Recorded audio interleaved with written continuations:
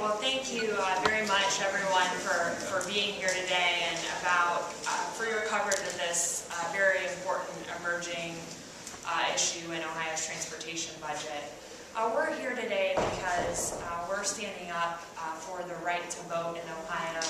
It's something that I feel very, very strongly about.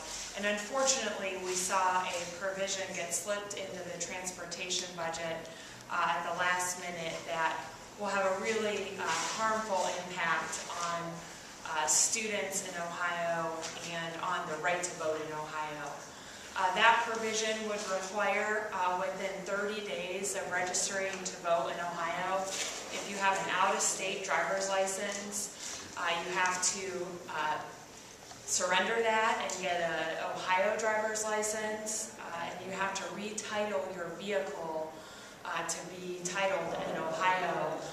Those items cost at least $75, if not more, if you need some of the underlying documentation.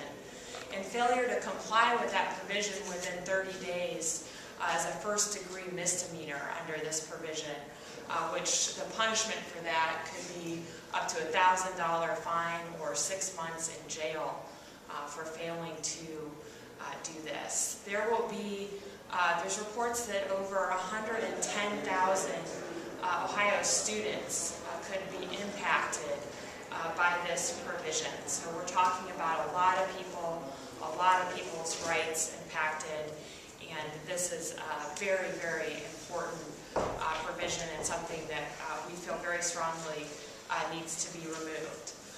We have students here today to tell their story. I know when I was a college student, I went to college out of state in Connecticut, and I registered to vote in Connecticut, where I spent the majority of my time while I was in college, and I voted in Connecticut.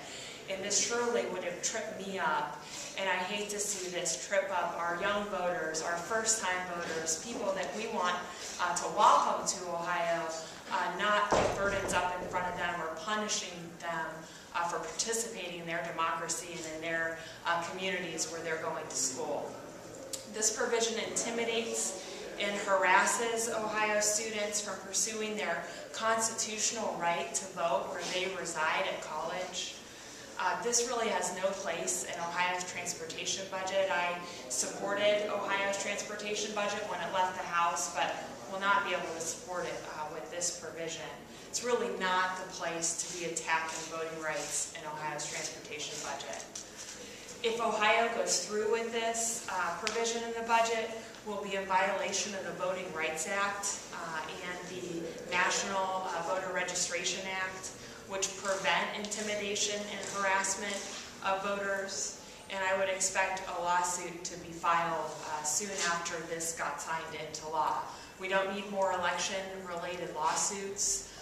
We need to be protecting the right to vote in Ohio. We've had very little time with this provision. It's unclear where our chief election official, Ohio Secretary of State Jon Husted, stands on this provision. Certainly I agree with his aim to make it easier to vote in Ohio. This provision certainly does not make it easier to vote. And I hope that he would stand against this attack on Ohio voting rights.